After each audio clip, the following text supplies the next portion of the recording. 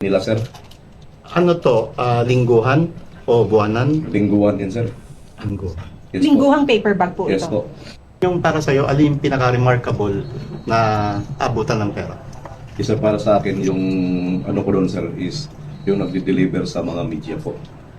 Hindi ko lang banggitin sa ngayon. Sa tamang panahon ko na banggitin po, sir. Kayo mismo ang nagdi-deliver sa Kasama namin yung media coordinator ni Congressman Sallico. Yun yung nasa affidavit, si Joey De Guzman. Yes po. Tapos, kasama nyo, so kayo ang umiikot sa media para ibigay yung pera para sa media. Yes po. Doon sa media na yon, broadcaster, taga-radyo, taga-print, Taga-TV. o taga-TV. Meron na sa house, sir. Meron sa radyo po. Meron din sa... Hindi ko na banggitin, sir. Sa tamang panahon ko na banggitin. Kalimitan, saan nangyayari yung abutan? Restaurant, bahay, or what? Or yung mismo sa media company. Minsan meron kami natin sa bahay, sir. Nakapaghatid din kami sa house, sa car park. Nakapaghatid din kami sa isang restaurant. Kamiting niya. Tapos, minsan hinatid namin sa drop-off ng station nila po. Station ng Station ng media. Media station. Media station po. Maleta, envelope, paper bag. Paper bag po. Paper bag. Paper Sa bag. tingin niyo magkano laman ng paper bag at o gaano kalaki yung paper bag na kita? Hindi ko na po matansya, sir. Siguro, bayad yun sa mga talent fee nila, sir. Ano to? Lingguhan o buwanan? Lingguan din, sir. Linggo. Yes po. Lingguhang paper bag po Yes ito. po. Kaya naman pala itong mga mainstream media ay kung makapagbalita at makapag-twist ng mga balita, mga kababayan, ay ganun-ganun na lang. At hindi lang po yan iti-twist, kundi pinagtatakpan pa. Ang tanong, mga kababayan, sino-sino kaya itong mga malita-malita o sino-sino kaya itong mga media na tumatanggap ng mga paper bag na bayad di umano sa kanilang talent fee? Abay, mga kababayan, excited na ba kayo? Aba, bukas, mangyayari na po ang lahat. Media or Malita Reveal. Excited na ba ang lahat, mga kababayan? Sapagkat kahapon lang, di ba, nag-post ito si Attorney Levito Baligod na sinasabi di umano mukhang binawi ang imbitasyon sa kanila. Ngunit, mga kababayan, kinagabihan din ay mayroon na po official post na nagkaroon lang po ng kalituhan. Kundi tuloy na po, mga kababayan, tuloy na po bukas. Ito pong may Blue Ribbon Subcommittee na pamumunuan ni Senator Marcolita para magpatawag, paimbestigahan ang mga nasabing sinasabi nito pong mga 18 Marines. Now, sino-sino ba mga kasama dyan, mga kababayan? Siyempre, nangunguna na dyan ang ating kung walang AX ay kung walang speaker, walang AX. Kaya may AX dahil ka speaker, di ba? Kaya may tupad dahil ka speaker. Kaya may blue ribbon dahil ipapatawag si speaker. Konfirmado, mga kababayan, si speaker kasama po dyan. At ang isa na pa-surprise, masosurpresa ba tayo, mga kababayan? Magugulat ba tayo kung biglang nandyan na kaagad si Zaldico katulad ni Sergeant Gutesa na ginulantang itong sino, mga kababayan? Si Lacson. Magkakagulatan kaya bukas dito, mga kababayan, sa Blue Ribbon? Papunta na po tayo sa exciting part, ano ho? Ngunit bago natin tunguhin ang mga detalye, mga kababayan, ay atin po munang magpapasalamat po muna ako sa lahat ng mga walang sawang sumusubaybay, naglalike at nagsishare sa ating mga video. At nakikita nyo yun sa taas. Kung bago ka pa lang sa aking channel, paki-subscribe at paki-pindot ang notification bell all. Okay? Ayan po, mga kababayan, ano ho? Ang subscriber natin, count yung live yan. Pag nag-subscribe ko, makikita tumataas yan. Okay, mga kababayan? Kung gusto nyo po ma-shoutout, comment lang po kayo, pa-shoutout at kung taga saan kayo. At babasahin natin pagkatapos po nito. Patapusin niyo po itong video na ito at doon tayo mag-usap. Lahat ng mga sasabihin at tinatanong ninyo, sasagutin natin doon sa bandang dulo. Okay mga kababayan, punta na tayo rito sa ating pag-usapan. Libre po yan ha, wala pong bayad yan. Tatanawin ko malaking utang na loob sa inyo. Ito po no, ito na po ang ating inaasahan. Papakita ko na muna sa inyo lahat ito pong mga imbitado. Basahin ko na muna ito po. Ayun nga dito mga kababayan sa Batas PH na post no.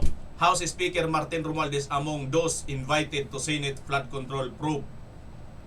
Ito po sila. Former Speaker Ferdinand Martin Romualdez, 1st District ng Leyte. Congressman siya, Attorney Libito Baligod, Bernard Tube, Rosbert Waupan ba yan?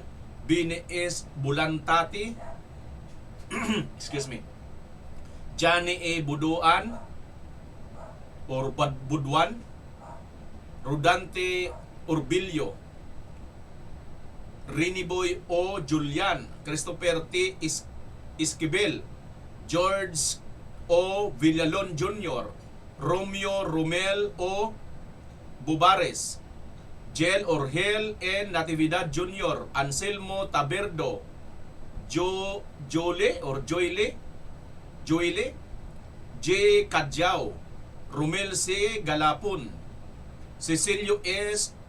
Laruder Jr., Bernard A. Gumban, Crisani L. Dado, Fidel M. Corpus, Walter M. Manalansan, DPWH Secretary or Representative.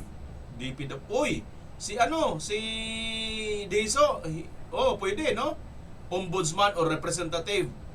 Uy, sa Ombudsman, Buyeng! Pwede ka dito. DOJ Secretary or Representative. Oy! DOJ, punta ka dito! DBM Secretary or Representative. Oy, Amina Pangandaman! Pwede ka! Mark Tiksay. Ayun na si Mark Tiksay mga kababayan. Paul Estrada, eto na. No? Joshua Cano, John Kirby Paharilla, Roland Supat, Attorney Sam Buenviaje. Buenviaje ba to? Arnel Ganggob, Jocelyn Servino, Certain Edwin. Certain Edwin daw pangalan. Sino kaya itong si Edwin? Ito ba si Edwin Bilsamin? Bryce Hernandez. Ayan na. 34 po itong nakasulat mga kababayan. Ano ho? At ito nga po yung balita nito. Panoorin muna natin itong balita. Nagpadala na ng imbitasyon ng Senate Blue Ribbon Committee sa mga pinadadalo sa pagdinig bukas para sa pagpatuloy ng investigasyon sa flood control projects. Kabilang sa 34 na inimbita ng komite si dating House Speaker at Leyte 1st District Representative Martin Romualdez. Kahapon, sinabi ng kampo ng 18 nagpakilalang dating miyembro ng Philippine Marines na nag-deliver umano ng mali-maletang kickback sa ilang public official na binawi ang naunang imbitasyon kaugnay nito. Ibinalik din kahapon ng komite ang nasabing imbitasyon. Inimbitahan din ang kanilang abogado na si Attorney Levi Baligod. Pinadadalo rin sa pagdinig si Ombudsman Jesus Crispin Remulla o kanyang kinatawan, pati na rin ang mga kalihim o kinatawan ng Public Works, Justice at Budget Departments. Pinadalhan din ang imbitasyon si dating Bulacan 1st District Engineer Bryce Hernandez. Wala pang kumpirmasyon kung dadalo ang mga naturang personalidad sa pagdinig bukas ng Senate Blue Ribbon Committee.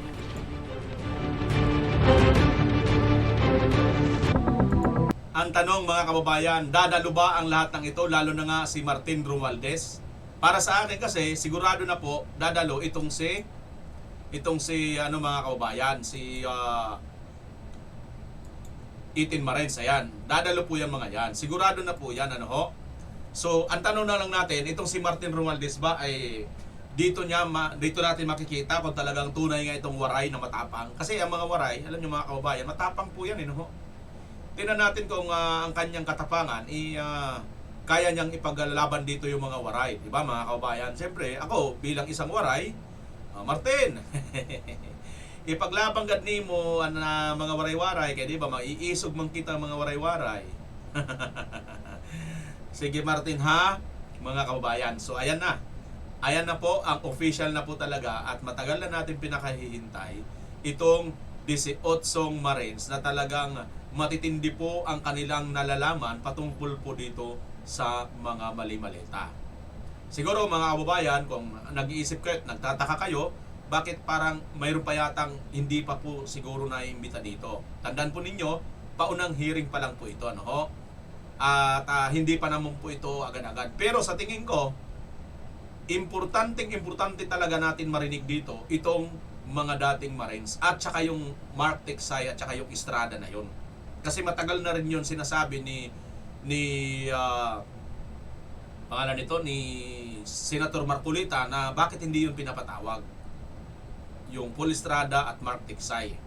Ang tanong, nasaan kaya yung mga yun? Diba? Dadalo kaya? Kung dadalo man, ilan kayang wheelchair ang makikita natin at mapupunta at isusugod sa ospital? Ilan kaya dito magsasakit-sakitan? Ang tanong naman kay Martin, may bit-bit na kaya itong wheelchair? O talagang dadalo talaga siya? O i-ignore niya na ito dahil sasabihin naman ang sinasabi ni Lacson na courtesy, parliamentary courtesy. Ayan na naman kayo eh. Gamit kayo ng courtesy, parliamentary courtesy, pero yung ginawa ninyo kay Senator Jinggoy, wala nang courtesy yun. Doon na mismo sa Senado, sa loob. Doon nyo na mismo pinusasan. Doon nyo na mismo hinuhuli, di ba? Di ba? Sabi nga ni pangalan nun, si nawala tuloy ako. Teka lang mga kababayan. Ay nako, itong ating sipon hindi pa rin hindi pa rin nawawala. Nasaan na bang aking dito? So iyan mga kababayan. So ngayon ay maganda na po ito. At least makakita na po tayo ng totoong hearing. Hindi kamukha ng hearing ni Lacson na pag may nababanggit na mataas, wala na. Natatapos na yung hearing. Tapos hausaw pa dahil mayroon pa siyang mga inibitahan na dalawang katulong o dalawang babae na nakatakip ang mukha, hindi man lang nagpakilala. Paano yun magsasabi ng katotohanan? Hindi nga nagpakilala. Samantalang itong mga 18 Marines mga kababayan, magpapakilala sila. At bulgar ang kanilang mga mukha.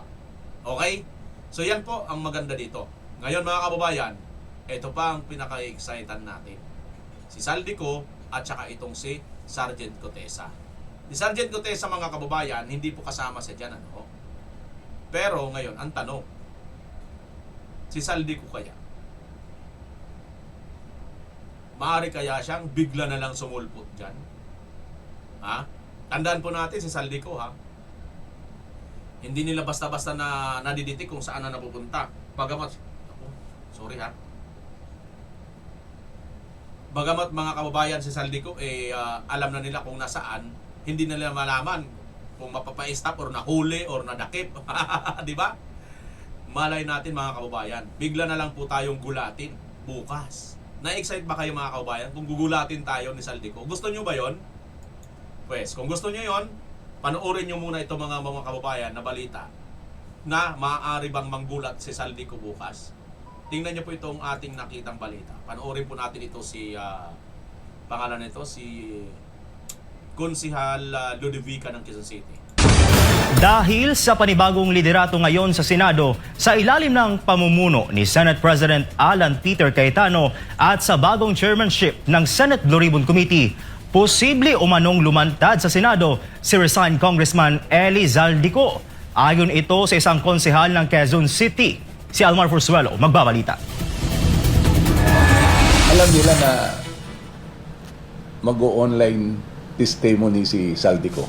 Isa raw ito sa mga kinatatakutan ng minority senators kapag tuluyan nang nag-convene sa Senado ang Blue Ribbon Committee. Ito ang inahayag ni Councilor Rani Ludovica ng 2nd District ng Quezon City sa eksklusibong panayam ng SB9 News. Paliwanag ng konsehal, hindi raw lingid sa kaalaman ng marami na malawak ang korupsyon sa bansa dahil halos lahat umano ay nabayaran.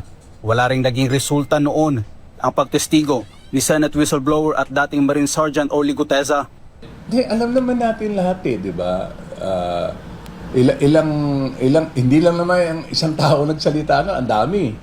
Ang dami nagsalita. Nagkatugma-tugma nga nung lumabas yung mga taong ito Pero nung lumabas ng taong ito, anong ginawa, di ba? Sinupress. Sinupress. Pero nung nasuppress si Cotesa, may lumabas. Kaya ito raw ang nais ayusin ng bagong liderato ng Senado sa pangunguna ni Senate President Alan Peter Cayetano. Ngunit ayon sa konsehal, matagal nang alam ng minority ang naturang hakbang ng kasalukuyang mayorya. kaya ginagawa umano nila ang lahat upang mapigilan ito. Lalabas ba si Gutesa? Lalabas ba ang 18 Marines? Lalabas ba si Zaldico? Definitely lalabas. Kaya nga yung sinasabi nila, kino-cover up lang nila yung una siguro. Dahil alam naman nila na may kodita eh. At dito, talagang mukhang may kinatatakutan sila sa mga bagong majority. No? Sa pamumuno ni Senate President Alan Peter Cayetano. Sa kasalukuyan, ang Senate Blue Ribbon Committee ay pinamumunuan ni Senator Pia Cayetano bilang chairperson. Nagsilbi namang vice chairpersons sina Senator Jingo Estrada at Senator Rodante Marcoleta. Kabilang naman sa mga miyembro sina Senator Chis Escudero, Senator Bongo, Senator Amy Marcos, Senator Robin Padilla at ang magkapatid na Villar. Kaya hindi na umano katakataka kung bakit inuusig ngayon ang liderato ni Cayetano sa Senado at sinampahan ng mga kaso ang ilang miyembro ng mayorya. Dito po, ganito na lang ka-massive ang manhunt at massive ng instant filing ng mga asunto ng mga senador na kasapi ng majority ngayon. Gusto talaga nilang madurog ang majority dahil pag wala na, mapailan yung iba, sila na lang majority. So talagang ginagawa nila ng paraan yun dahil ayaw nila na mabuksan ng Senate ang investigasyon, lalong-lalo na makonvene ang Blue Ribbon. Tungkol naman sa tanong kung may kumpas ba ni Pangulong Ferdinand Marcos Jr. ang mga nangyayari sa Senado, ito ang naging sagot ng konsehal. Lahat connivance to, conspiracy to. Kasi lahat ng senador na nasa lineup, si Choby Tiangco na nga rin mismo yung campaign manager nila na lahat ng na deliveran din nila ng campaign pa nila eh. At yung testimony rin ng 18 bodyguard ni Zaldico, mayroon ding testimony sila ron na si Senate President Soto na deliveran nila ng maleta, si Lacson. Pati yung bakit ang ICC nakapasok sa atin dito. Alam yun, hindi lang katang isip ng 18 bodyguard, may paper trail yun. May CCTV doon sa opisina ni Zaldico. Kung matatandaan sa paglutang ng 18 bodyguards si Zaldico, binanggit nila na ilang senador sa minority ang umano na deliveran nila ng mga maleta ng pera. Ayon sa kanilang mga pahayag, kabilang din umano sa mga nadeliveran ng mga maleta ng pera sina Pangulong Ferdinand Marcos Jr. at former Speaker Martin Romualdez. Para sa Diyos sa Pilipinas, kung Mahal Almar Forsualo, SMNI News. Dahil sa panibagong liderato, Ayan mga kababayan, sumukhang hindi tayo magugulat mga kababayan kung darating bigla na lang itong si Zaldico at manggugulat nga. Kasi di ba? Mukhang ginagawa talaga ng administrasyong Marcos na ito ang lahat para mapigilan po gamit-gamit itong kanyang 11 minions, no? 11 hudas ng traidor ng bayan na mga senador, no? Na nung sila ay nag-walk out, okay lang nang sila nag-walk out, okay lang. Kinampihan sila ng mga media. Kaya naman pala itong mga media, pagka sila magsasalita, camping-camping agad sa kanila itong mga media. Kasi dahil pala dito yan mga kababayan, no? Ito palang dahilan. 'Di ba?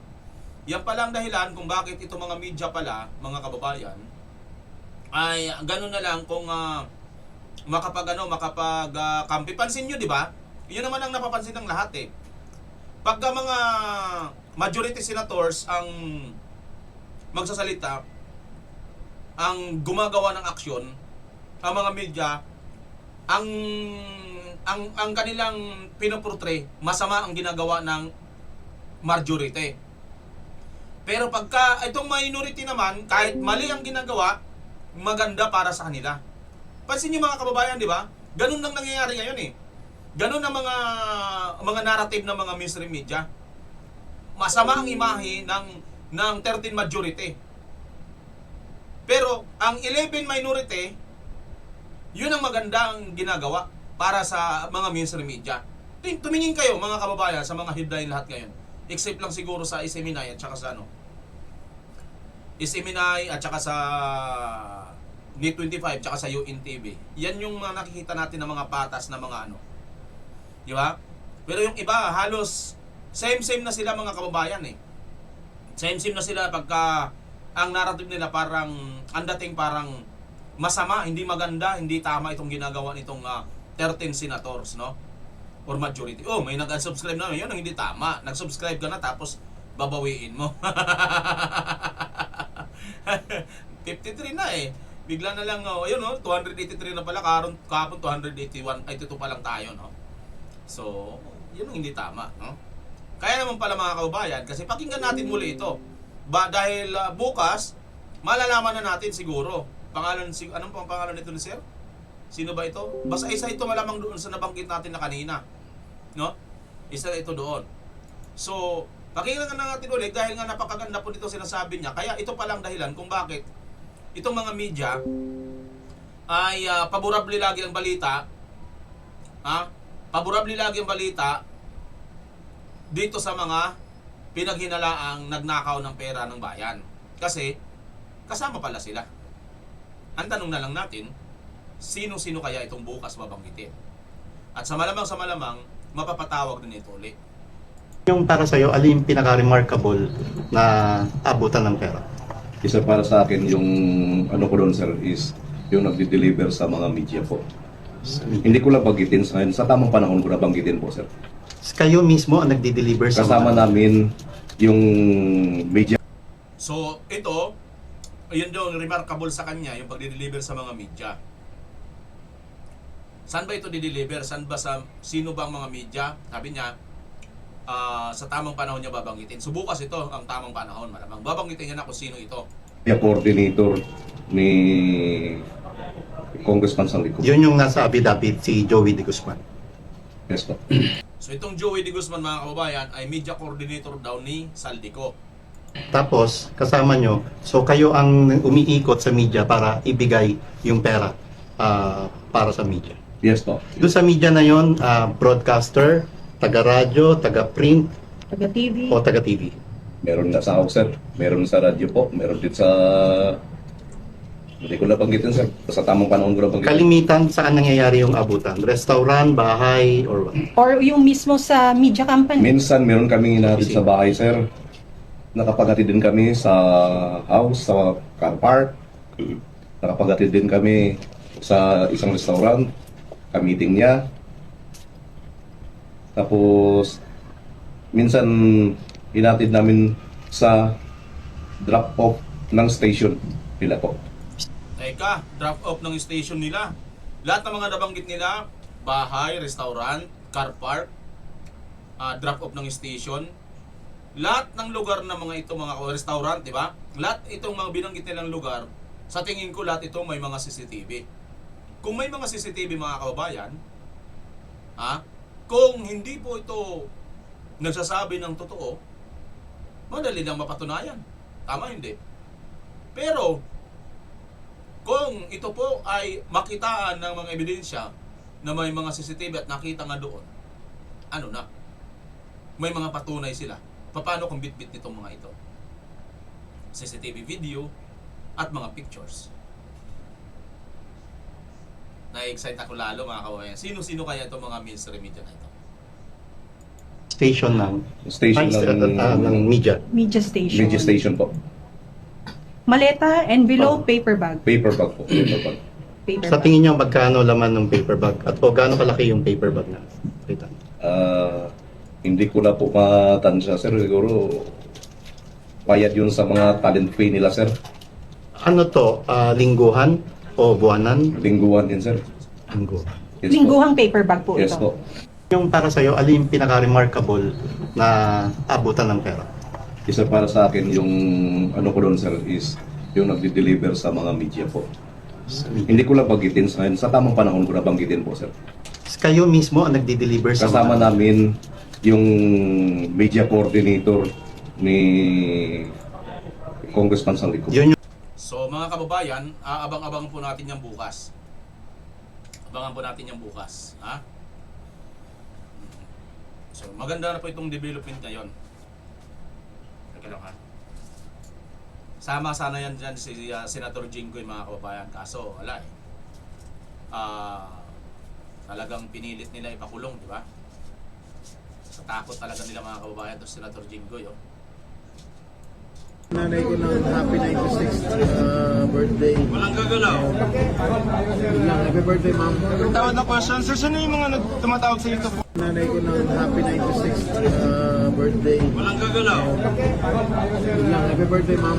Tawad na question, sir, sino yung mga tumatawag sa ito po? Nanay ko ng happy 96th Yan, binabati ni Senator Jinggoy ang kanyang mami ng happy 96th birthday, yung asawa ni ano. Ayun, may nag-unsub na naman, 53 na kanina.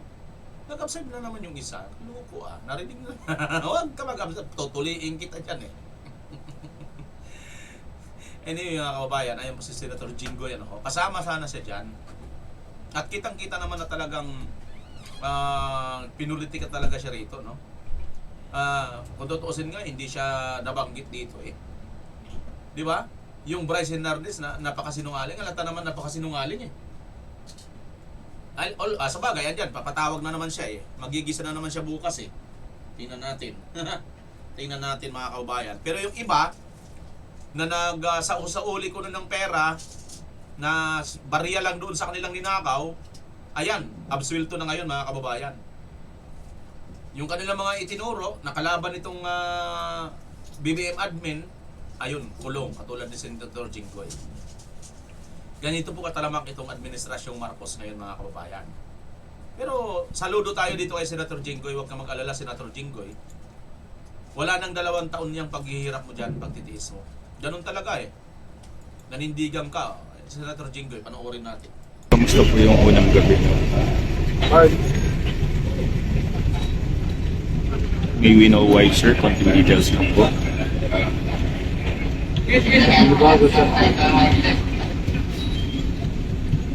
Kamusta po yung unang gabi? May we know why, sir? Konting details lang po.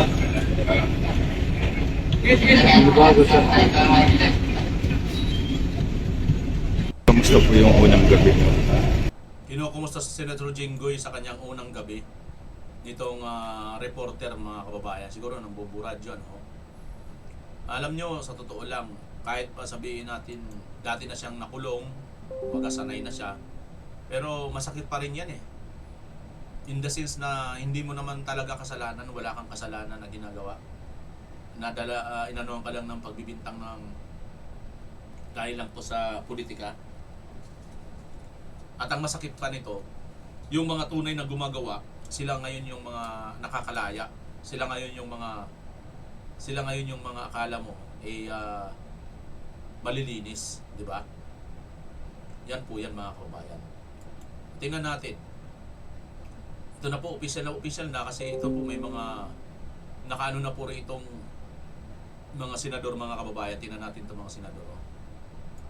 Ayan po, ito po yung ito pala yung kay post ni Attorney Baligod. Sabi ni Attorney Baligod, mga kababayan, sa aking nakuhang impormasyon ay nag-alala lamang pala ang ilang senador sa maaari pang panggigipit na gagawin ng administrasyon sa mga kasapi ng majority bloc ng Senado. Sa ngayon, nalaman ko na matutuloy ang investigasyon ng Blue Ribbon Committee sa pinaka malaking nakawan sa Kabanang Bayan. Ipinalangin po natin ang ating bansa at ang lahat ng mga senador na gustong maisiwalat at masawata ang kasamaan ng ilang matataas na opisyal ng pamahalaan. Ayan po, mga kababayan. So, pinost po dito ni Attorney Baligod kasi nga nung una niyang na-post, diba, na-reaksyonan din natin dito kahapon na hindi tuloy. Pero ngayon, ayun, binawin niya kasi nga nagkaroon po ng kalituhan at nag-alala lang po daw yung mga senador. Actually, mga kababayan, gusto sanang isorpresa na lang muna ito, ano ho? Kaso nga lang, nag-leak na eh. No? Kasi nga, alam naman natin kung gaano katalamak itong anong mga ano ngayon eh. Mga media ngayon, di ba? Kaya nga, mga kababayan eh, dito bukas, magkakaalaman na kung sino-sino itong mga media na to, di ba? At ito nga po, no? Pirmado, ito na po ay mga pirmado ng komite, no? ang mga senador po na po pwede bukas pumunta dyan. Ayan, no? Ayan po, mga kababayan. Rodante Marcolita, Senator Pia Cayetano, Jingo Estrada, Chess Escudero, Christopher Bongo, Amy Marcos, Robin Padilla, Mark Villar, Camille Villar, Bamakino, De La Rosa, Ejercito, Reza, Win Gatchalian, Lacson, Lito Lapid kasama, Francis Pangilinan, ayan, at ang dalawang tulpo, mga kababayan. So yan po, no? Okay, so bukas abang-abang na lang tayo sa mangyayari nito. Sino-sino ang mga darating dyan ng mga senador sa minority, at syempre ang mga present sa majority. Importante nandiyan sa Senator Marcolita at yung iba pang mga dapat po makapagtanong, no? Mga kumprumta na po nila kasi yung iba dyan, sana si Senator Jinggoy, di ba? Nakumprunta na niya rin dati yan, si Bryce Hernandez eh. Nagpaurong-sulong na, naglaban bawi na yun eh. Kaso talagang ganun, mga kababayan eh, no? Pinili talaga nila si Senator Jinggoy kasi Senator Jinggoy ang isa sa gusto nila talagang kunin. At saka balita pa natin, mga kababayan, dapat pa, tama nga talagang ano natin noon, babae ang magiging Senate President sana. Ayan si Loren Rigarda. Oo. Kaya lang, hindi po talaga na ano itong si ano, bumaliktad itong si JBRC to at saka si Subere. Nanindigan na talaga dyan sa kay Tito Sen, mga kababayan. Kay Tito Sen. So yan. Yan po ang mga totoong nangyayari dyan. Tama po pala sana noon. Kaso, mayroon pa palang ano, plan B yung itong majority. Ito na nga yung plan B, yung sa Senator Bato. Biglang susulpot. At siya na yung mag-ano ng pang 13. Tapos, hindi nila matanggap hanggang ngayon, mga kababayan. Kudita sila.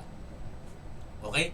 So, abangan natin bukas. Baka bigla na lang sumulpot itong si Saldico. Samantala, dito naman tayo sa nakakalungkot na balita, pero kailangan natin tanggapin at ipagmalaki pa rin natin, mga kababayan, ang taong ito. Panoorin natin. Papel ng isang miyembro, hindi lamang isang tao ang ating pinarurusahan. Ang tunay na nawawalan ay ang mga mamamayan naghalal sa kanya upang maging kanilang tinig sa Kongreso. We remove not merely a seat, we remove a representation. We diminish not merely an individual mandate, we diminish the electoral choice of thousands of citizens who entrusted him with that mandate. We silence not merely a member, we silence a district.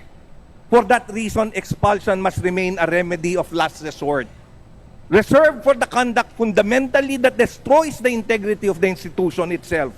Expulsion is a constitutional event with direct implications on democratic representation. It must be reserved for circumstances where the members' continued presence so fundamentally impairs the integrity of the institution that no lesser remedy suffices. Ano bang ikinabawas ng Kongreso sa mga sinabi ni Kong Barsaga? Has his continued presence so fundamentally impaired the integrity, legitimacy, or functioning of the House that no lesser remedy is sufficient? Did the institution suffer a permanent injury that cannot be corrected by censure, reprimand, suspension, or public accountability?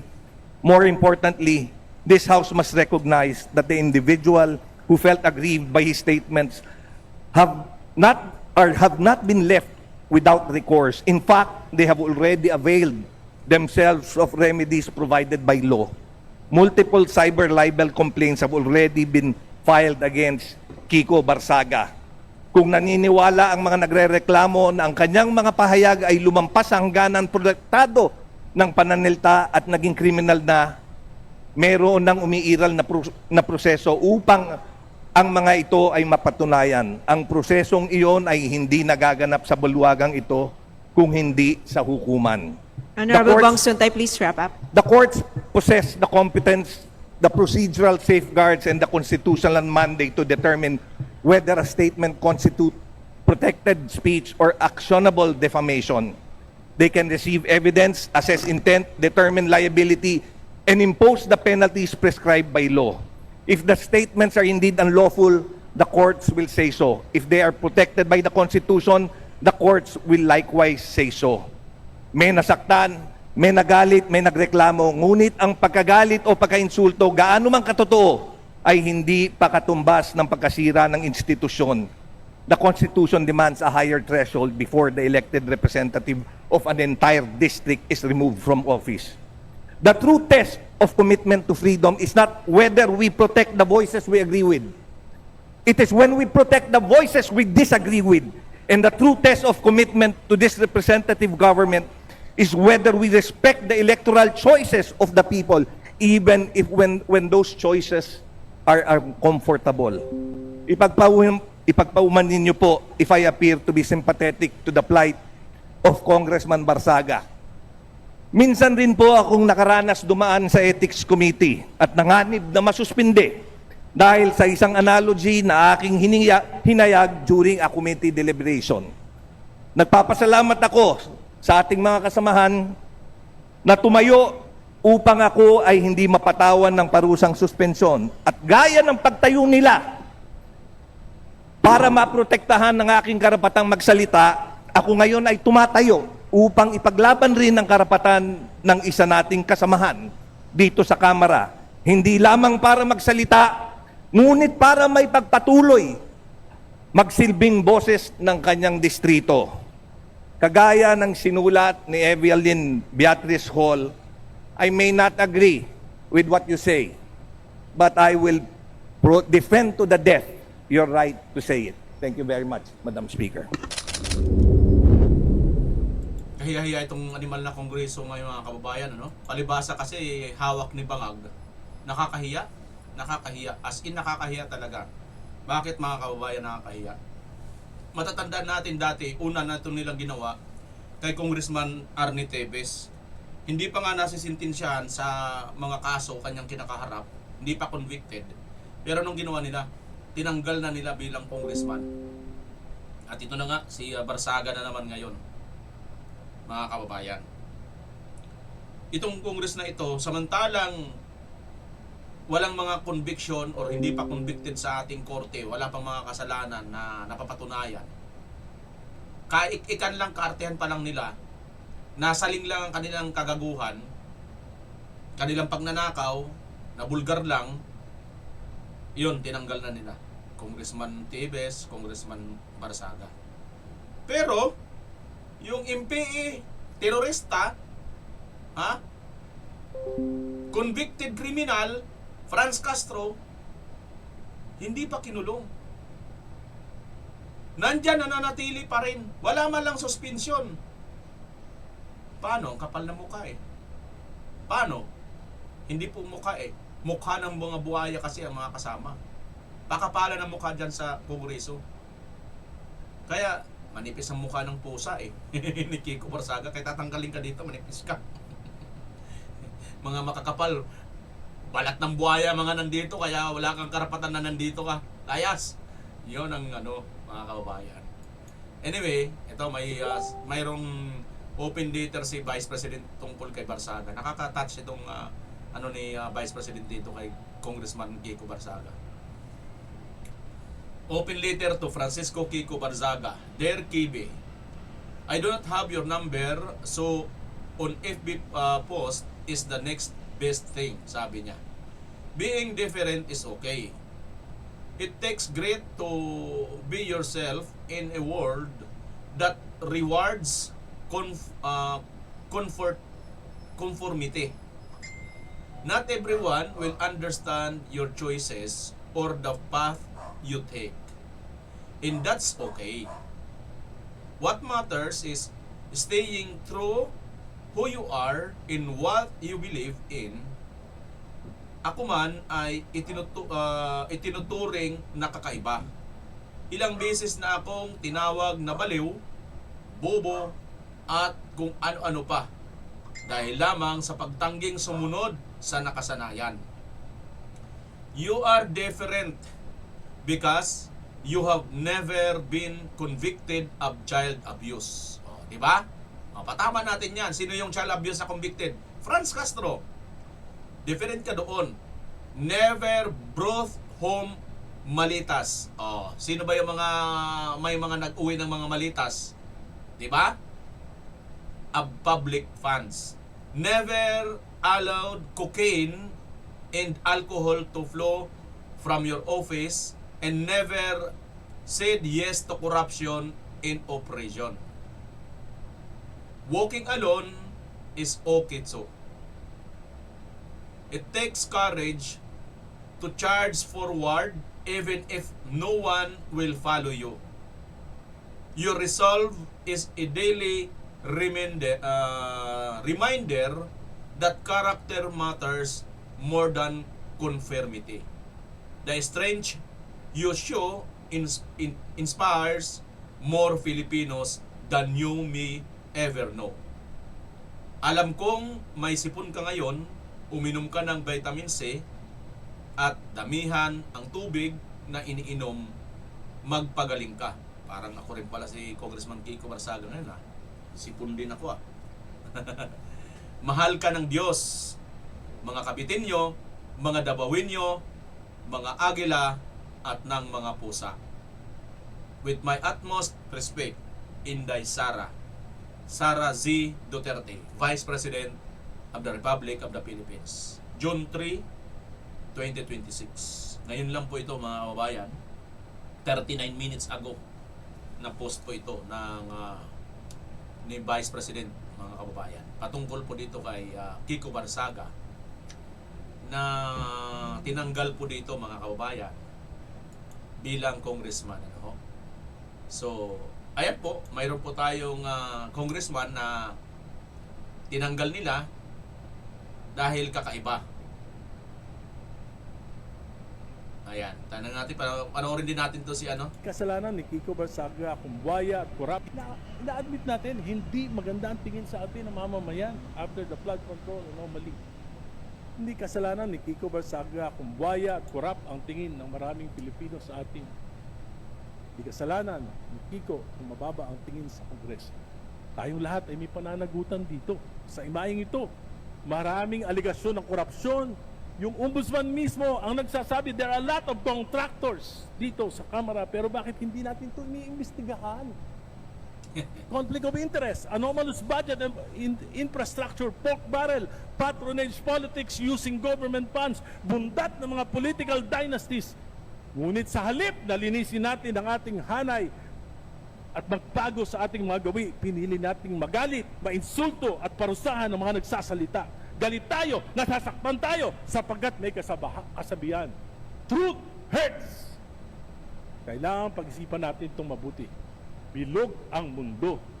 Papanalangin ko na huwag dumating na tayo ang magiging biktima ng kapangyarihan na ginagamit upang apihin ang malayang pagpapahayag. Yan. Ayon sa awit ni Alicia Keys, na ang title ay Karma. Karma. What goes around, comes around. What goes up must come down. Ayan. Ay, nako. Diba? Karma. Isang taon lang yung Kiko eh. Huwag ka mag-alala. Makakaganti ka rin. Baka pag sa BPN Day na ang presidente, ikaw na yung speaker dyan. Yung mga ano mo dyan, sige, ito mga kababayan, no? Ito mga kababayan. May po si Kiko dyan eh. Kaya galit na galit sila dito eh. Tingnan nyo mga kababayan, itong ilang mga kasama nilang congressman, tingnan nyo to, ang post to. 'Di ba? Parang si Pastor Dila lang din ano. Pasensya ka na, Kiko. Ayan no? Ano 'yan? 'Di ba mura din 'yan? 'di ba? Tama rin ba 'yan? Sabi ng isang congressman, wow, sa bagay mga kababayan, isa rin ito yata sa nababanggit sa mga malita. Umanda ka na kong. Umanda ka na kong. Mukhang isa ka rin yata sa nababanggit sa malita. Umanda ka na. Ha? Sige lang. Doon po re. Darating din ng ano mo. Sabi nga ni pangalan nito, ng kasama mong si Erese. Wag natin antayin na bumalik naman sa atin ang salitang karma. Ang title ay Karma. Karma. What goes around, comes around. What goes up must come down. Ayan. Ngayon, nasa taas kayo, darating din ng panahon na nasa baba na naman kayo. Ayan, mga kababayan. Ha? Nako, ito na naman tong nasa Senado ba tong mga ito? Parang ang sarap pumunta sa Senado ah. Ay nako, nag-ano na naman pala ito, nagbida-bida na naman pala itong ano rin, Abnoy din na to. Oo, apo kasi parebasa, apo rin kasi ng Abnoy kaya apo. Ay nako. 'Di ba mga kababayan? So ayan, yan po ang nangyayari sa atin ngayong bansa. Ang mga matitino, syempre hindi po talaga yan tatagal. Yan po sa mga lungga ng mga gago. Lungga ng mga magnanakaw. O, tingnan nyo, mismo nga itong si Chanko nakakalungkot lang na si Kiko ay tinanggal natin, pero yung ibang alam natin na gumawa ng corruption dito ay hindi man lang natin mabanggit. Diba? Yan. Ganon din si pangalan nito, si Richard Gomez. Mayroon din si Richard Gomez hindi ko lang nakita na kaagad Si Richard Gomez din nag-post din dito na sinasabi niya rin bakit tinatanggal itong si Barsaga, di ba? Kasama nila. So, dami po ang mga kasama nila mga congressman. Kaya lang marami talaga mga congressman na malita congressman. Kaya wala tayong magagawa. Mas marami po kasi, tingnan niyo mga pumirma sa impeachment. Karamihan doon malita congressman Kung hindi contractor di ba? So yung pa lang, sa pangalan pa lang contractor ka, congressman ka, ano na yan malaking ano na yan malaking sablay, malaking kasalanan na yan Kasi bawal na yan sa batas natin di ba? Kaya antayin nyo na mga kababayan, malapit na yan. Kunting tiis na lang tayo ha. Ano na lang naman to isang taon na lang tumahigit. Isang taon na lang yan mga kababayan. Huwag na masyadong, para hindi na kayo masyado ma-stress. Kasi sabi natin, tagal-tagal, biruin mo na, tiis na nga natin ang 4 na taon. Ano pa kaya itong 1 taon na lang? 1 taon na lang yan, baka mga kababayan, si Marcos na ang i-impeach ngayong 2027 O di ba? Baka mapaaga nga si BP Inday Antayin natin sa 2027 mga kababayan. Kasi dito, pag lumabas na po bukas ang investigasyon at itong mga mahubaran na po itong mga mainstream media, yung mga malalaking tao, ay wala na po silang may anong mukha. Kaya po ngayon, tulong-tulong po pati mga mainstream media, tulong-tulong po sila ngayon na ay bagsak po talaga ito pong ano natin, itong majority 13. Kaya mga kababayan, ang majority 13, wag po nating bitawan. Kapit lang po tayo. Tingnan niyo po ito mga kababayan na binubulgar ni Barsaga Dito sila sakit na sakit Deng Vaxia family! Sigarin may pamilya, kayo wala na. Deng Vaxia family! Alaligarin masaya sa inyo, sa ilalim ng lupa. Vaxia family! Rica Jane Garin, puro pasyal. Deng Vaxia kids, puro funeral. Deng Vaxia family! Pasurok na kayo kay Deng Vaxia queen, Kong Janet Garin. Ayan mga kababayan, Dingbaksya family, DJ Meow Meow, sabi ni ex-congressman Kiko Barsaga. Yan po, marami pa mga kabataan mga namatay dito sa Dingbaksya nung araw mga kababayan. So ito, baka lumabas din po ito. Di ba ano na to? Parang naano to ng korte na nabubuhay na ang kaso nito ni Dingbaksya Queen. Isa pang mabubuhay dapat si PhilHealth Queen. Kilala niyo si PhilHealth Queen? Sige. Ito, Dingbaksya Queen. Isa naman babae rin, PhilHealth Queen. Itong mga Queen na ito, si Saba Queen. Mabubuhay lahat yan mga kababayan. Saba Queen, Dingbaksya Queen, PhilHealth Queen. Dami. Kung mayroon tayong 3 kings, mayroong 3 queens. Sige lang mga kababayan. Wag po kayo masyadong mainip. Darating din naman ang panahon. Darating din tayo dyan.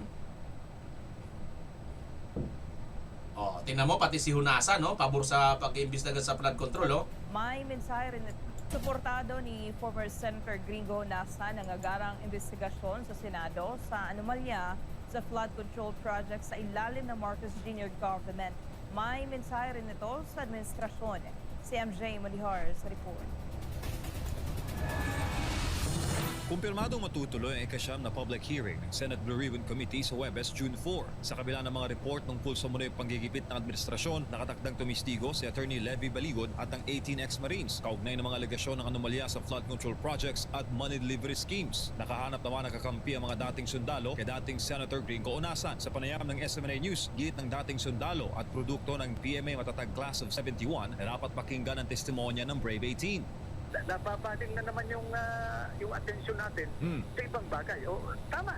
Ano ang nangyari dun sa flood control? Gitiunasan, naghihintay ang taong bayan ng sagot sa bilyones sa perang sangkot sa anomalya. Sa ngayon kasi, natatabunan raw ng personal na banggaan ng mga senador sa majority at minority group ang issue. Duda naman ang netizens, sadyang ginigipit ang mga senador sa mayorya tulad ni Senator Jingo Estrada para hindi matuloy ang flood control probe. Nauna nang tinawag ni Attorney Baligot ang flood control anomaly bilang pinakamalaking nakawan sa kaban ng bayan.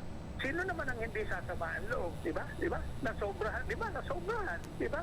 Isipin mo, hindi ngayon bilyon ang pinag-uusapan, trilyon. So ang tanong, di ba? Valid na tanong yan. Wala tayong hinahahagi at tinutukoy. Kailangan may kasagutan niya sa lalong madaling panahon. Ano na ang nangyari sa flood control investigation? Ano na? At kung wala raw sagot sa katanungan ng publiko sa kung sino ang mga sangkot at mastermind ng pagnanakaw, huwag natin antayin na ang magbigay ng kasagutan dyan, yung nagtatanong. Kaya nagtatanong Baka naiili, baka nagtataka, baka interesado. Totoo, valid na tanong yan. Ano na nangyari dun sa flood control? para sa Diyos at Paktay ka diha, Marcos Jr. Huwag mong antayin na ang mga nagtatanong na ang gumawa ng aksyon ayon dito kay dating Senador Gringo Hunasan. Nako. Yung nagtatanong din siya ngayon, ano nang nangyayari doon sa flood control hearing? Walang nangyari. Kaya kung gusto nyo pong may mangyari, mga kababayan, hawakan, tulungan po natin, suportahan po natin ang majority 13. Dahil ang 13 po, doon po tayo magkakaroon ng pag-asa na magkakaroon ng investigasyon po itong flood control. At bukas na nga po yan magagawa. Bukas na po yan, magkakaroon na po ng hustisya ang pera at ang mga kababayan natin na namatay dahil po sa mga pagbaha, dahil epekto po yan ng mga depektibong flood control at mga ghost projects. Maraming salamat mga kababayan. Kung nakarating ka sa dulong video na ito, ayan, panahon na para i-shoutout naman ko kayo, at pag-usapan natin ang inyong mga tanong dito naman sa comment section. Okay? Ito mga kababayan, tanong natin. Sabi dito ni Rukia Chuji. Chuji ba to? Rukia Chuji. God bless BMR. Pwede ko bang itanong ang analysis at reaction mo sa mga video or sa karakter ng tao? Pareho ba meaning yan? Sa ibang vlogger kasi, like PH Update, reaction gamit niya.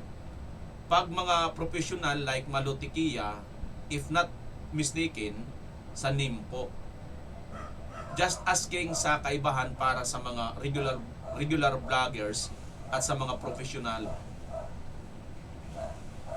Sa pagkakaunawa ko po sa tanong mo, Ma'am Rukia, babae ba ko Rukia, sir? Rukia Choji, kung tama pronunciation mo ng pangalan ninyo. Pwede bang itanong ang analysis at reaction mo sa mga video o sa karakter ng tao? Pwede naman po. Kung tinatanong mo sa akin kung anong pagkakaiba ng reaction at analysis o ang karakter ng isang tao sa mga video, pwede naman. Ito sabi niya, tanong niya, pareho ba ang meaning niyan?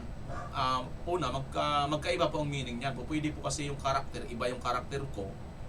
Halimbawa, ako isang vlogger, ordinaryong vlogger ako, di ba? Ibang karakter ko doon sa vlogger na abogado. Kasi may vlogger po na abogado, di ba? Yan. Sana nasagot ko dyan, So sa meaning, magkaiba po. Kasi ang halimbawa ko nga, ako vlogger, ordinaryong vlogger. Pero may mga vlogger na hindi lang sila basta vlogger, abogado din sila. So magkaiba po ang karakter namin. Okay?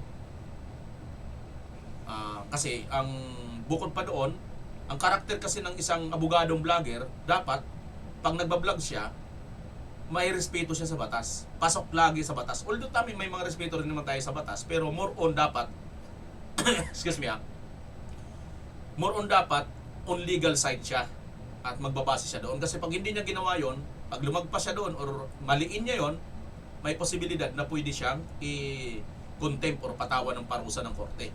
Tayo naman, ordinaryong vlogger,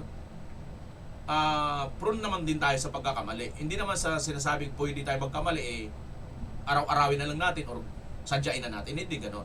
No?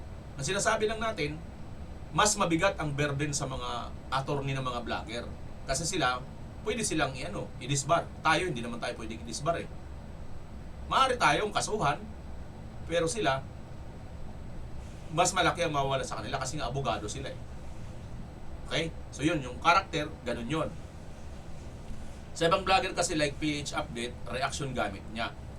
Para sa akin in fairness dito kay PH Update kasi vlogger din yun. Hindi ko alam kung anong profession niya, no? Pero based doon sa pinapanood ko siya, about reaction talaga. Doon sa mga news, sa mga video, sa mga balita, doon siya nagre-react. Pure reaction po yun. Kaya yun sa kanya, reaction doon sa mga napapanood natin. At isinishare niya yun sa atin or sa inyo. Ang reaction ni PH Update. Okay? Pag mga professional kasi like Malutikia, if not mistaken sa name po, tama, hindi ka po nagkamali. Malutikia, professor po siya, Professor Malutikia. Just asking sa kaibahan para sa mga regular vloggers, sa mga professional. Si Ma'am Malutikia, although nagba-vlog po siya, pero siya po ay professional po talaga siya, professor, no? Prof Malutikia ang ano nga natin tawag sa kanya. Interview ko na yan si Ma'am Malu, no? Mabait yan. Sila po yung yata political strategist, no, nung mga panahon nung kay Binay. So malawak na po ang kalaman ni Ma'am Malutikia tungkol sa politics. No? So kung ang tinatanong mo, anong pagkakaiba ng mga professional vlogger at mga ordinaryong vlogger, paano sila mag-vlog, paano sila gumawa ng vlog content, ganito po kasi yon. Para sa akin ganito, pag tayo nanonood, kayo viewers, ako nanonood din po ako eh. Kahit sino-sinong vlogger. Iba-iba po ang aking pinapanood. Pag gusto ko po medyo maglibang, gusto ko yung mga travel vlogs, mga pagkain, mga adventure, mga lugar-lugar kung saan-saan. Yun po yun. So pag tayo po nanonood, ang iniisip po natin, nakafocus po tayo, halimbawa isang abogado nag-vlog. Bakit ka ba nanonood sa isang abogado nag-vlog? Bakit? Dahil ba gusto mo makimarites? Dahil ba gusto mo ng pagkain? Di ba hindi? Ang iniisip mo kaya ka nanood sa isang abogadong vlogger, bakit? Kasi ang gusto mo mapakinggan kung ano yung masasabi niya, ano ang legality sa isang batas na ito. Di ba? Halimbawa, mga kababayan, may pinagtatalunan ngayon dyan. Tama ba ang ginawa nila nang nag-walk out yung unang Judas 11. Tapos ito ngayon naman ginawa ni Senator Alan Cayetano. Kung may abogado na vlogger tapos ipinaliwanag niya yung pagkakaiba at comparison ng dalawang yun yung hinahanap ko pag ako nanonood sa isang abogado na vlogger. Pero kung abogadong vlogger ka pagkatapos hindi mo naman pinapaliwanag kung ano talaga yung legality ng dalawang yun. Wala kaming nakukuha. Ang nakukuha lang namin, marites. Or opinion niya lang. Di ba?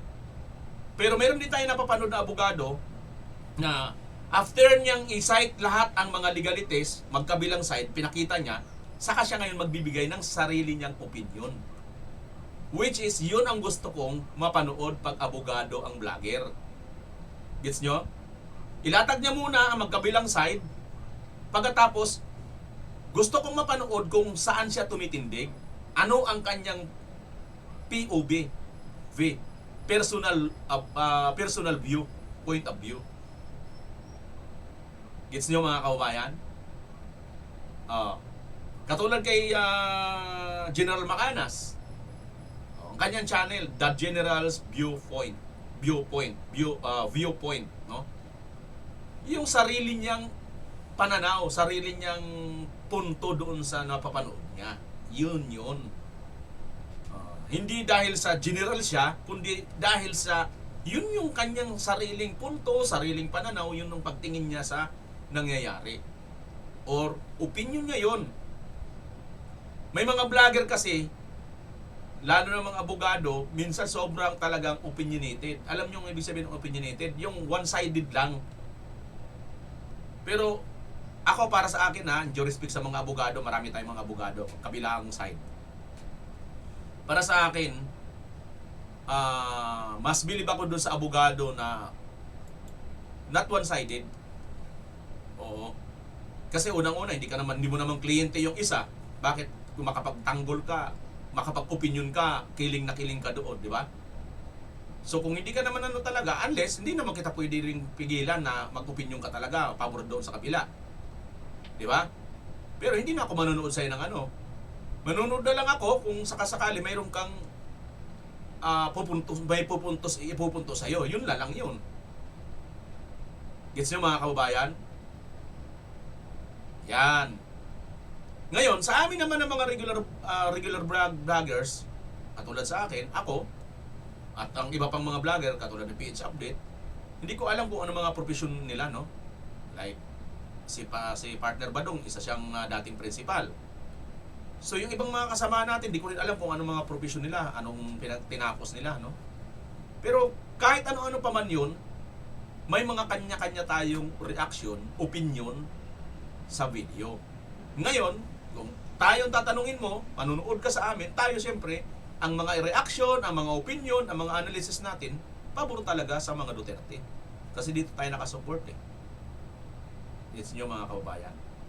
Sinsya na dun sa mga nahaba ako ng paliwanag ito si ma'am or sir ng tungkol dito sa, nasa na ba yun? Tungkol dito sa ano bang reaction. Parang hindi ko rin masyado maliwanag eh. Pero siguro I hope na gets mo yung yung paliwanag ko. Pwede ko ba itanong ang analysis at reaction mo sa mga video o karakter ng tao? Siguro nasagot ko na siguro lahat yun, no?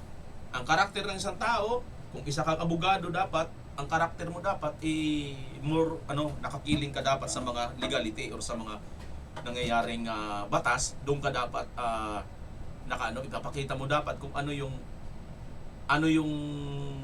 legality ng magkabilang panig, no? Ano naman ang mali sa magkabilang panig. Yun yung sa akin, ha. Ngayon sa mga regular vloggers naman, kanya-kanya na po yung opinion yan. 'Di ba? Kanya-kanya na po yan analysis. At nasa sa inyo na pong viewers kung sino yung nakikita nyong mas maayos sa inyo mag-analyze. At kung sino sa inyo yung nakikita ninyo na mas tanggap ba ang paniwanag. Okay? Ewan ko. Pero hindi ako masyado kasi kanina ko pa iniisip ang tanong mo na to eh. Di ba tanong, analysis or reaction mo sa mga video? Yun. Siguro nasagot ko eh. Kasi, ang para sa akin kasi, basta ganun ako manood eh. Ito bang vlogger na to? Bakit ba ako nanonood dito? Kasi, alam nyo mga kababayan, tayo naman hindi naman tayo nanonood ng basta lang nanood lang tayo dahil wala lang, napanood lang natin. Hindi. Kaya tayo nanood kasi mayroon tayong gustong mapanood, gustong makita, marinig. Di ba? Katulad na lang sa mga thumbnails natin. Katulad na lang sa mga title. Di ba kaya ka nanood, dapat-click dahil nakita mo, uy, parang interesado ako sa title na ito, interesado ako sa thumbnails na nakasulat dito sa caption. Ano nga bang ibig sabihin nito? I-click ko ito, panonoorin ko. Yun, ganun mga kaubayan. Tandaan po ninyo, art din po kasi ito. Ang paggawa ng thumbnails, paggawa ng title, captions, art yan. Pansinin niyo yung mga title ko mga kaubayan. Isa pa sa ibigay ko sa inyong tip ha. Yung title po, yung sulat po, di ba? Lahat yan, pagka diretso mong sulat yan, pagkatapos sa dulo, ano ang mayroon doon? Minsan may exclamation, minsan may question mark. Pero yung iba, binabasa lang, yung unang part, bandang dulo din na pinapansin. Sasabihin na, wala namang ganito, wala namang ganon. O, di ba?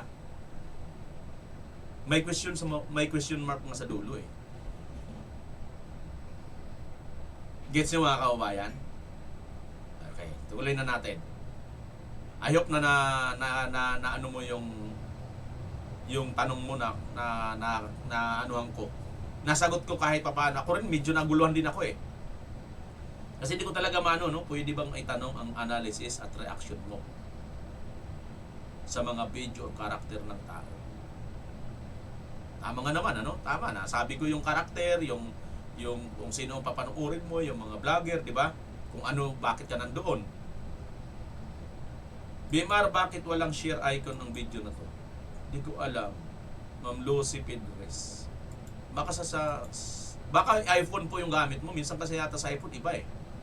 New subscriber po watching from Kuwait. Sana lalabas ang katotohanan at may masampulan sa mga sangkot sa flood control. God bless the brave 13 senators and 13 Marines. 18 po ang Marines, no? Rowena Alvarez. Yan pa. Shoutout po sa inyo dyan. From Kuwait. Truth with City of Free. Watching you here in Toronto, Ontario, VMR. God bless. Faye Pahilanga. Thank you po, ma'am. Si Helen Buendia, yan, sa Ibisan Province of Capiz. Lagi po yan nanonood sa akin. Shoutout po sa inyo dyan. Saan ba ako mag-PM? Hindi ko alam. Hello po, watching from Hong Kong, OFW. Shoutout po, sabi ni Alicia Cabato. Yan. Watching from Canada, Milano Abaw. Uy, Canada, si Milano Abaw. Shoutout sa iyo, Milano Abaw. Congrats bro BMR, dahan-dahan ang dumadami subscribers mo dahil maganda ka magpaliwanag at hindi fake news. Francisco Tabuada. Thank you sa iyo, brother. Ha? Thank you. Good job, Senator Alan. Nakakaawang minority black na checkmate. Sabi ni Sancho Bata. Correct. Mahusay si Senator Alan, mga kabayan.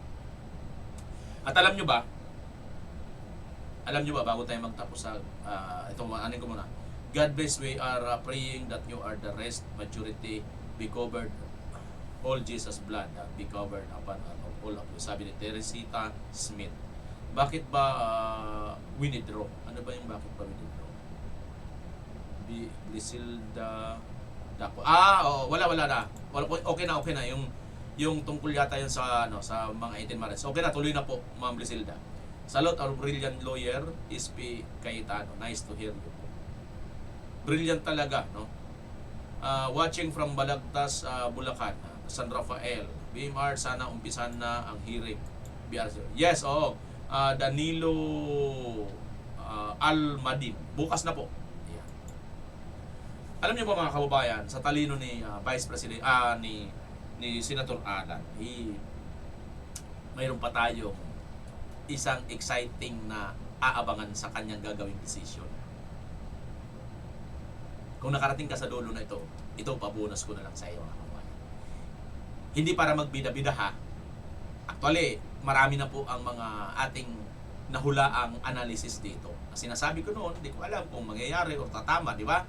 Ito'y analysis, opinion ko lang, baka mangyari. Nangyari nga, di ba? Katulad na lang nung pagpalit ng nung Lunes, di ba? Nagkapalitan ng May 11, nagkapalitan ng Senate President, di ba? Ang iniano nga lang natin noon si Senator Ligarda, which is totoo naman pala dapat. At 15 pala dapat sila. Kasama pala dapat si Subiri at saka si JB Ejercito. Hindi natuloy. Hindi natuloy yung dalawa. Di ba nakita nyo nga nag-ano sila? Nung una nga nandun lang muna sila sa gitna, nag-independent silang dalawa. Kasi ang plan pala noon si Senator Ligarda. Pero yung plan B pala, pag ayaw nung dalawang yon, si Senator Bato papasok. Pag pumasok si Senator Bato, kahit wala yung dalawang yon, kuha na nila yung 13, ay biglang dumating si Senator Bato. Senator Alan ngayon ang naging majority. Ay naging Senate President. Yun po ang nangyari. Ngayon naman mga kababayan, may narinig na po ako sa isang Vatican, matagal na ring senador.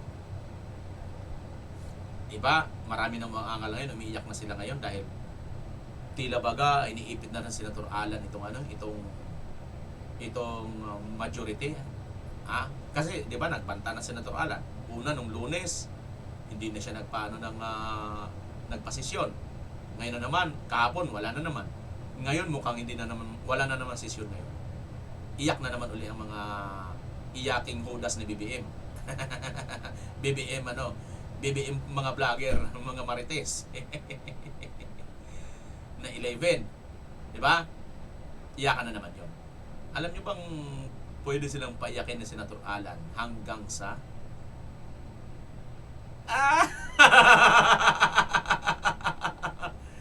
hanggang sa zona ni BBM.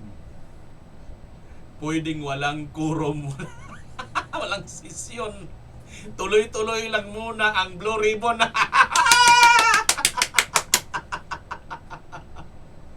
Malay natin mga kaubayan ha, magkatotoo. Hindi nila maaagaw. Alam nyo kasi panganib ganito. Pag pumunta kasi sila dyan sa Senado, 11 na lang sila, di ba? 11-11 na. Eh kung mag-declare ngayon na mayroong mag-move dyan, ay move to vacate or bakantihin lahat ang komite. Ano nangyari? Wala na. Wala nang Blue Ribbon. Tapos. Eh kung hindi si Senator Alan magpupunta, walang pupunta, mag-adjourn sila ngayon. Itutuloy ang adjournment hanggang magsuna si Marcos Jr. Doon na lang tayo magkita-kita. Tuloy-tuloy ang Blue Ribbon hearing. May mga komite, gumagana, di ba? Malay nyo kabayan, kung gawin ito na Senator Alan, sino makakapagsabi niyan? May naringgan na ako. Mamaya sa isang vlog, paparinig ko sa inyo yan. Sana panoorin nyo rin. Okay mga kababayan? Salamat. Bye-bye. Yan ay ano ko lang ha. Hula at analysis. Nililinaw ko lang ha. Hula at analysis ko lang yon. Baka gawin ni Senator Alan yung ganon. Lalo sila mag-iiyakan. Bye-bye.